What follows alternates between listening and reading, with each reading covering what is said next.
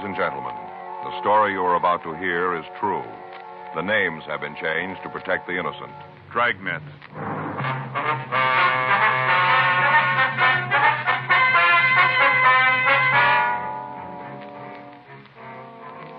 You're a detective sergeant. You're assigned a robbery detail. 2 men are terrorizing your city. They're both armed and considered dangerous. Your job, get them. It was Thursday, September 9th. It was warm in Los Angeles. We were working the night watch out of robbery detail. My partner's Frank Smith. The boss is Chief of Detectives Thad Brown. My name's Friday.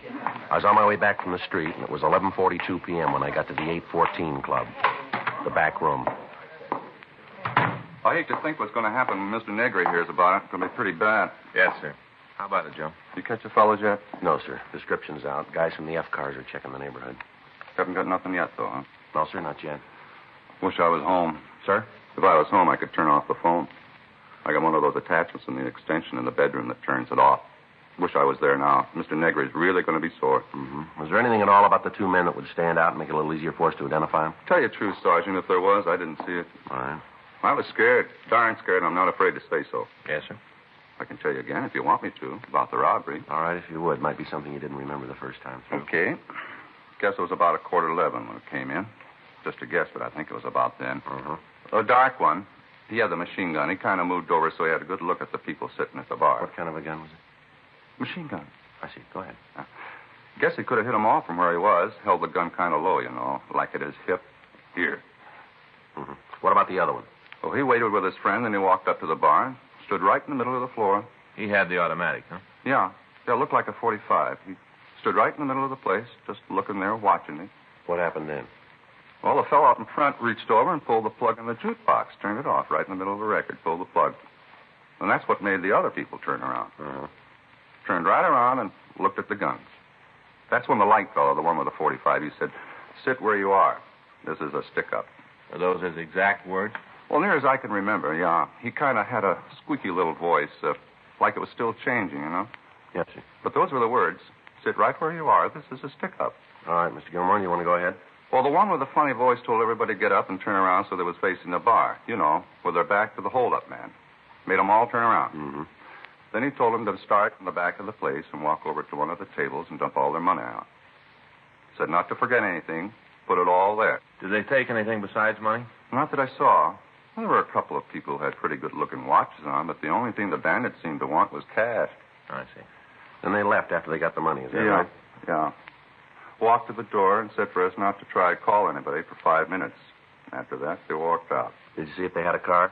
No, sir. Didn't even go near the door. We did like they said, 5 minutes, and after that, I called you. Mm-hmm. You'd know them again if you saw them, would you? You bet I would. You put me in a crowd with them, and I'll tell you. No trouble there. I'd know them. Oh, excuse me. Go right ahead.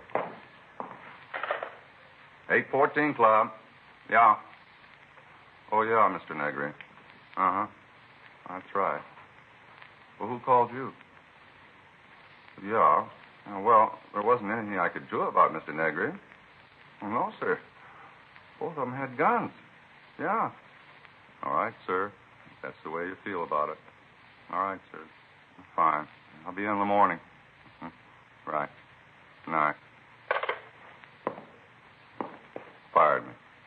Well, that's too bad. I thought I heard you say you'd be in the morning now. Yeah. Well, I come in to pick up my money, you know. I see. Yeah. Time I get here tomorrow, he'll have another change of heart, so hire me back.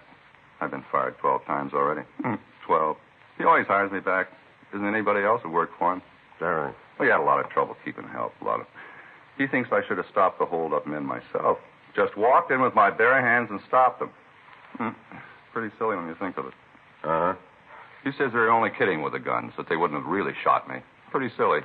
Says he'd have bet on it. Is that right? Doesn't take too much to figure that out. Well. Either way, I'd have lost, wouldn't I? The description of the suspects, the method of operation they'd used, everything about the robbery sounded just as if it had been read from our M.O. bulletins. For the past 3 weeks, Frank and I had been after the 2 gunmen. All sources of information had been tapped. Victims and witnesses had been questioned and re-questioned. People in the immediate vicinity had been talked to. Mug shots had been pulled and worn out by handling. To date, in concrete information, we had exactly what we'd started with. 2 gunmen who were moving around at will and robbing citizens where and when they chose. The victims of the latest robbery were shown the mug books, but they were unable to make an identification. The canvass of the area turned up no usable information. Frank and I worked until 3:45 a.m., and then we filled out the log and left the office. The next morning, we checked with Captain Donahoe and Chief Brown. As a result of the meeting, we arrived at the only possible solution to apprehending the suspect. Legwork and a lot of it. We spent the rest of the afternoon rechecking informants. At 9:30 p.m., we stopped for dinner, and then we went back to the office. You got the address Sam gave you? Yeah, it's here somewhere. Yeah, here it is. Yeah. You think it's worth checking out? Well, we got nothing else to do. We might as well. As soon as I get these straightened up, we can take a ride out there and see him. Yeah. Robert Murphy. Yeah, he's here. Just a minute. Friday? Yeah, Murph. Take 3, will you, Joe? Thanks. 3? Yeah. This Friday. Yeah, boy. When was that? Well, it's possible. Did you see anybody else? All right, we'll come right over. Bye. It's Highland Park. They just picked up a guy for 459. Yeah? Matches the description of our blonde hold-up man. You think it'll check out? I don't know. They shook him down when he was picked up. They found a 45 with a full clip. It's pretty heavy for a burglar. Yeah, let's go over and talk to him. Sure be a break. We've been chasing luck long enough. Well, maybe we caught up. Frank and I signed out of the office immediately, and we started over to Highland Park. It wasn't the first time we'd gone out on a similar call. During the time we'd been after the hold-up men, there'd been several others. All of them had to be checked out. We never knew when an odd piece of information might turn the lead that we'd been looking for. Just before we turned off onto Avenue 64, a call came in over the radio. All units on frequency 1, stand by. You want to turn it up? All Yeah, units I got on it. frequency 1, stand by. Stand by 11J4. All units on frequency 1, please stand by. Sounds like a good one. Yeah, wait a All minute. units in the vicinity of Highland Park area. All units in the vicinity of 6045 York Boulevard, Highland Park Division. Units 11F2, 11F3, 11F5, and 11F7. And all traffic units, attention. It's a big one. At 10:47 p.m. this date, an armed man entered the Highland Park Police Station and forced an officer to release 2 prisoners. The man was armed with a submachine gun believed to be a .45 caliber. Suspect is described Sounds like our boy. as WMA.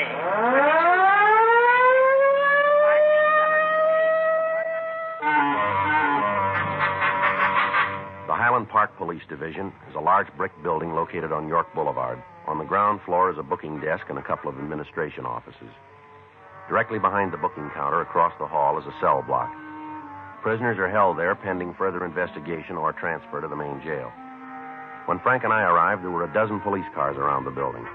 Other units were searching the area for the escaped suspects. The call had gone out to the entire state, and members of the Highway Patrol and the Sheriff's Department and all other departments were joining in the manhunt. Frank and I talked to Officer Boyd Hutchins, the policeman who'd been on duty when the escape took place. Well, he came in the side door, and first I thought he just wanted some information. Uh-huh. When I walked over to take care of him, I couldn't see the gun. He was carrying it low, kind of hidden by the counter. You didn't see him come into the building then, huh? No, I was on the phone. First I knew was when he asked me if he could see Burton. Uh-huh. I told him we couldn't swing it right then. Said he'd have to come back. And that's when he asked me if there was anybody around who could okay a visit. Well? I told him there was and said for him to come back in the morning. That's when he showed you the gun, huh? Yeah, he brought it right up over the counter. Said for me not to cause any trouble and I wouldn't get hurt. He didn't have to tell me. Yeah. If there'd been a chance for me to take him, I might have tried, but I didn't see how it'd prove anything for me to bleed all over him. Yeah. He made me take him back to the cell block. I unlocked the door and he told Burton to come out. What about the other guy? Oh, his name is Kenneth Lechner. He was in the same cell with Burton. The guy with the machine gun asked if he wanted to go for the ride, and Lechner said yes, and then the 3 of them walked out of the building. Did they make any attempt to tie you up, anything like that? No, he just said sit tight. I wasn't about to argue. What do you know about this Lechner? Oh, he was picked up on a warrant from Oklahoma. What charge? Murder. We went to the city hall and we checked the name Gail Burton through R&I. There was no record on him in Los Angeles.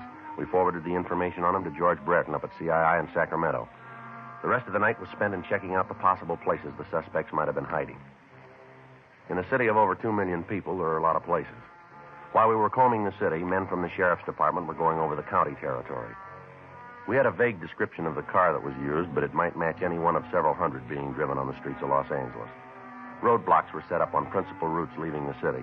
Special details were standing by at all train and bus depots, and the airports were covered. Leaves and days off for all personnel were canceled, and by the time the search got out of low gear, over 3,000 policemen were looking for the three men. Field stations were set up in the less populated areas, and coffee and hot soup were served to the men participating in the search. The night dragged on without result. Saturday, September 11th, we received a report that two men answering the descriptions of Burton and the man who'd aided in his escape had tried to rent a boat down in San Diego. However, when this was checked out, it proved to be false. Saturday afternoon, we received information from George Brereton that Burton had an arrest record in Sacramento and that mug shots and all information were being forwarded. We got in touch with the authorities in the northern city and asked them to check further on the friends and relatives of Burton. When the mug shots arrived, they were shown to the holdup victims. Mr. Gilmore, I'd like to have you take a look at these pictures, see if you recognize any of them. Mm-hmm. You think there might be one here of the fellow who held us up? Well, we want you to tell us if you can. Uh-huh. No. Not him. Uh-uh. No. Well, you remember how I told you Mr. Negrid give me my job back? Yeah, I remember that. He did, just like always. Oh, that's fine. As soon as he read in the papers how they broke out of jail, he said I was right not to cause trouble. As soon as he found out about the jailbreak. We're not sure they're the same men yet, Mr. Gilmore. Don't know why. Sir? Don't know why, you ain't sure. Here's his picture. This is the man who held you up? Yeah, one and the same. How about it, Joe? It's Burton. The other victims also identified Burton as one of the men who'd held them up. With the name of the man, we at least had some place to start. We put in a call to Sacramento, and we talked to the police department up there. We found that the suspect had been arrested on charges of suspicion of burglary, suspicion of robbery, ADW, and assault with intent to do great bodily harm. In spite of the numerous arrests, Burton had only served one term in the county jail. We got all available information on him, and the search was intensified.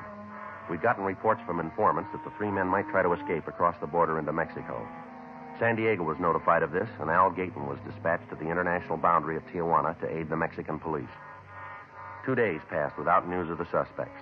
Monday, September 13th, Frank and I got back into the office from chasing down a lead that went nowhere. Better check with the skipper. Yeah, I'll do it right away. I got it. Robbery Friday. Yeah, all right, I'll take it.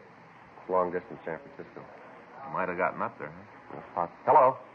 This Friday. Oh, yeah, Eddie. Mm-hmm. Yeah, well, we got the identification from Brereton. No, nothing yet. When was that? That could be. It'd give him time, wouldn't it? Just a minute, Frank. Yeah? It's Eddie Vandervert up there. When did these guys pull the first job? Well, I think it was August 16th. Place over on Pico. That's the first one, isn't it? Yeah. August 16th, Ed. No, the other one doesn't show up on any of the sheets. Kenneth Lechner. No, we're expecting it from Oklahoma. You guys will check it out for us then, huh? All right. Let us know as soon as you got something definite, will you? Right. Okay, Ed. Thanks for calling. Right. Bye. What's he got? Well, I got a rumble that Burton was up there the first part of August. He stayed about a week, he said. Yeah. Ed says he's got an informant down in the Fillmore district used to run with Burton. Might give us a lead on the partner. How come? Well, according to the informant, Burton met a guy up north. They got real chummy. They left town together. Come up with a name? Yeah, he did. Kirby Monet, M-O-N-E-T. Been in trouble? A couple of times. Petty stuff. Rumble's got it that he was always talking about going big, forming his own gang, cutting into the heavy stuff. Matches? Real good. Monet's description's the same as our number 2 man. Pictures of Kirby Monet arrived from San Francisco, and when they were shown to the victims of the thieves, we had a positive identification on our second suspect. Armed with this information, the job of the men in the field was considerably easier. Now they knew who they were looking for. 10:42 p.m., Frank and I started downstairs for our car. Excuse me, Paul. Yeah? You tell me where the office of the chief is? Down the hall and to the right. Thanks. Wait a minute, fella. Hold on. What do you want to see the chief about? What's personal? Maybe you better tell me, huh? If I wanted you, I'd ask it that way. All right, get over the wall. Better shake him down, Frank. All right, over here. You don't have to go through all this. I'm not going to cause you any trouble. Your name's Kenneth Lechner, isn't it? That's right. If you couldn't find me, I figured I'd come to you. Frank and I took the suspect to the squad room, and we got in touch with Chief Detective Thad Brown. We told him what had happened, and he said he'd come over to the office as soon as possible. We shook Kenneth Lechner, but we found nothing. We asked him to tell us about the jailbreak. I didn't have nothing to do with it. You got to believe that. We'll let you tell us. I'm giving it to you the way it happened. Where are Monet and Burton? I don't know. Last I saw them, they were out on West Pico. You got an address? No. were sitting in the car. They had a place case, and they were waiting for the crowd to clear before they took it. You know what place it was? Well, it's a bar out there. Got the name? No, I haven't got any idea. I told you I want no part of it. That's the reason I left. You haven't got any idea where the place is, huh? No, none. You want to tag communications, Frank? Tell them about it? Yeah, I'll get right away. You guys must have every cop in the country out looking for us. Never saw so much fuzz. Yeah. I can't go that route anymore. It doesn't work out for me. Never was any good at running. Did you hear anything at all about the plans they were making? No, not a lot. I don't think they trusted me very much. I was with them, but like an in-law or something. I'll tell you something, Sergeant. What's that? These guys are roof jobs, both of them. What do you mean? Well, they lost the road all the time talking about how they're going to put class back in holdups, going to form a big gang and really jump the cops. All the time talking like that. Roof jobs. Mm-hmm. You got any idea where we can pick them up? Ain't nothing I'd like better than to give you the address, but I ain't got it. What about this car they're using? Can you give us a description of it? Yeah, it's a 52 Nash, 4-door. Stolen? Well, it must be. They had it when we left Highland Park. You give us the number on the plate? I don't think so. I can't pull it up. I don't think I ever really took a good look at it. What about this machine gun? They got shells for it? They're loaded with them. These two guys are heavy enough to start a small war on their own. Monet carries a chopper and a 45 in his belt. Burton's got two 45s and a 38. He carries a 38 strapped to his leg. He's always laughing about it. Says even if he's picked up, he's got to ticket out. Mm-hmm. Oh, these guys are real far out. They've been reading too many comic books. All the time talking about Dillinger and Floyd. Burton even took to smoking cigars. Says it makes him look like Doc Barker. Anything you can give us that'll help us nail them? No, nothing. All right, Lechner, let's go. You take me to jail? That's right.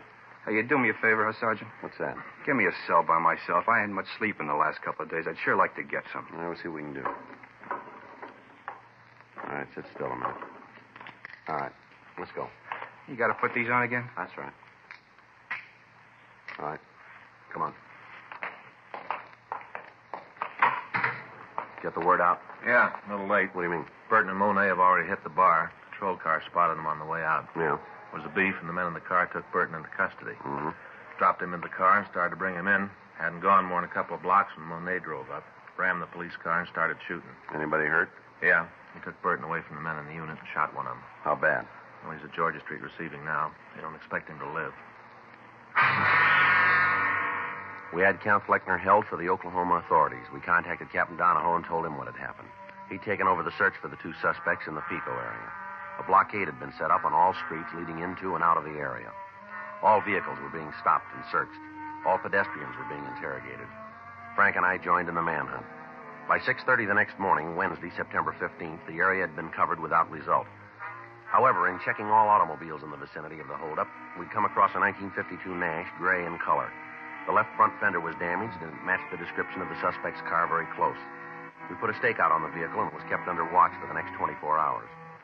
During that time, no one approached it.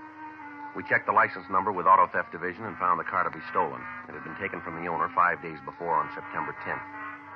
We brought Kenneth Lechner from the main jail, and he positively identified the car as the one driven by Monet and Burton. At the end of the surveillance, a crew from the crime lab came out and identified paint scrapings from the damaged fender as having come from the police car that had been rammed. The crew from Leighton Prince came out and went over the car. While they worked, Frank and I stood by. Looks like we got a turn. Now, it's not going to do us much good if we can't find the guy with the key. Well, he should be about finished now. I'll check with him. All right. I'll walk over with you. Excuse me. Yes, ma'am? Something we can do for you? You know what those men are doing to that car? Police business. You a cop? That's right. You tell me what's going on? Investigation. Of what, the car? That's right. What are you looking for? Information. Not going to tell me, huh? Well, it'd be a little better if we didn't, ma'am. Okay. But he's not going to like it, not a bit. Who's that? The fellow that owns the car. He's not going to like having all you guys roam around. You know the man that owns the car? Sure. I'm figuring to get married. I know him. What's his name? Monet's kind of French-like, romantic. How long you know him? Not long. Sort of a whirlwind courtship, you'd say. Just met each other and we knew. You know where this Monet is now? Not right off. I know where he'll be. Where's that? At his place. I'm supposed to meet him there at 7:30 tonight. We got a date. Why, you want to talk to him? That's right. He's a nice fellow. You'll like him. Almost everybody does. Is that right? Never knew anybody met Kirby didn't want to be around him all the time. Everybody wants to be around Kirby. You know him. You'll see. Well, I won't be too hard, ma'am. Huh? He's already convinced us. We had the girl, Drusilla Roth, show us where the suspect was living. The results of the investigation by Leighton Prince brought out several partial fingerprints. These were identified as belonging to both suspects. We checked with the landlady at the apartment. She verified the fact that Monet and Burton had moved into the place 3 days before. She told us that neither man was at home. In our company, we checked the room. Under a pile of dirty clothes in one of the bureau drawers, we found several boxes of ammunition for the 45s and the 38. There were also several hundred rounds of cartridges for the machine gun. Because of the physical structure of the building, it was decided that the best way to keep the place under surveillance would be for one team to cover the front door, another to watch the rear entrance, and a third to wait in the room itself. Frank called the office, and Sergeants Murphy, Rafferty, and Benson, along with Lieutenant Stoner, came out to help us. We instructed the manager to stay in her room and not let on to either of the suspects that we were in the building. We waited. 6:45 p.m. Should be showing up pretty quick, huh? Yeah. Any word from Georgia Street? I talked to Stoner when he got here.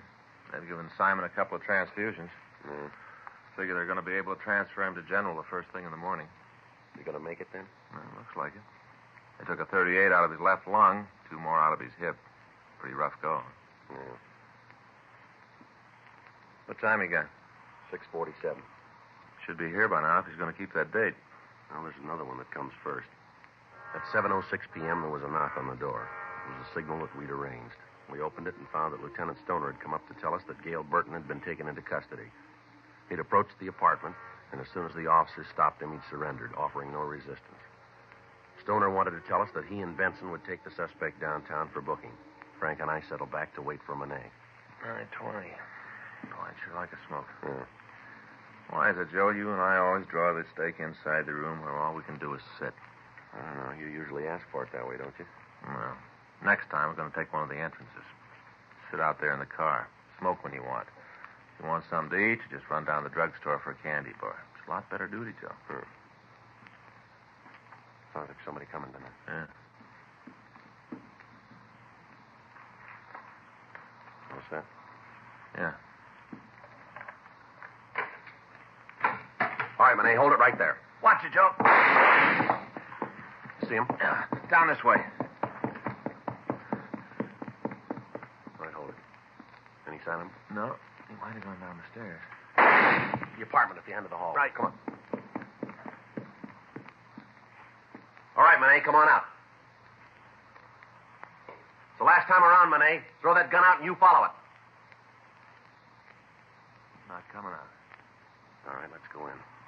Wait a minute. I'll knock. All right, don't shoot me. All right, quit. I don't want to fight. Throw the gun out here. Right there. Drop it. All right, here it is. Doing like you say. I got it. All right. Hands behind your head. Back out of the door. Come on, turn around. Keep those hands where we can see them. Okay, I'm coming. I don't shoot anymore. I won't give no more All right, trouble. hold it right there. Now, don't move. Keep those hands up. I'll shake it. Here's another one. 45. Had it in his belt. I'd have given it to you. I wasn't going to try Yeah, anymore. sure. All right, keep still. All right. Take your hands down. Back of it. One at a time. All right, now turn around. You going to take me in now? That's right. That cop I shot, he didn't die. No, you're pretty lucky. And all you got me for is robbery. That's all. Just robbery. That's how it looks from here, doesn't it? Robbery, that's all. Jail term doesn't make a lot of difference. Is that right? Sure. Isn't a jail built can hold me? Not one. I'll get out. I'll be running again. You'll see. I wouldn't give odds. Huh? Bigger men than you said they'd come back. Yeah, show me. I'd sure like to meet him. Don't worry, you will.